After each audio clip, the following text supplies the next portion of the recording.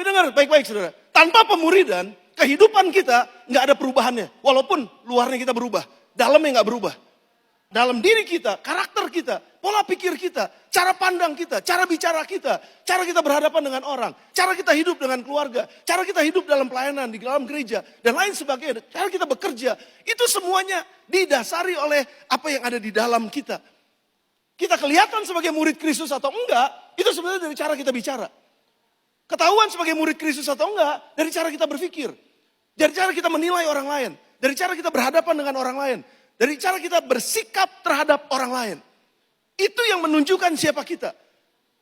Jadi sekali lagi saudara, secara luar, secara lahiriah, kita bisa berubah jadi bagus. Kita bisa berubah jadi cantik. Kita bisa berubah jadi ganteng. Kita bisa berubah jadi orang yang, wah kayaknya kelihatannya keren banget deh ya. Kayaknya kelihatan bagus amat ya. Tapi kalau di dalamnya nggak bagus dan nggak berubah, nggak ada artinya sama sekali jadi orang Kristen.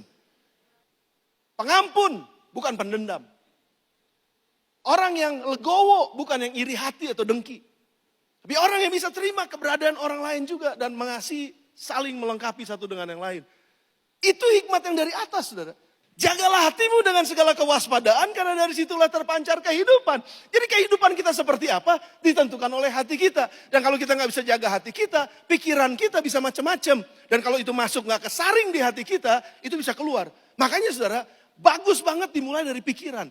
Pikiran kita lah yang harus memikirkan pikiran-pikiran dari atas. Hikmat dari atas. Sehingga hikmat dari atas masuk ke dalam hati kita. Kita jagain betul-betul. Kita rawat betul-betul. Dan itulah yang akan keluar dalam perkataan kita. Akan keluar dalam tindakan kita. Akan keluar waktu kita berhubungan dengan orang. Akan keluar waktu kita bekerja. Akan keluar waktu kita melayani bersama-sama. Dalam bentuk kebersamaan sebagai tubuh Kristus dalam keluarga Allah. Itu pemuridan saudara.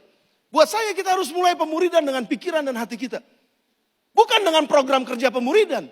Bukan dengan program kerja. Bagus kita punya life group. Bagus di situ kita akan dilatih di situ. Tetapi kalau pikiran dan hatinya nggak dijaga.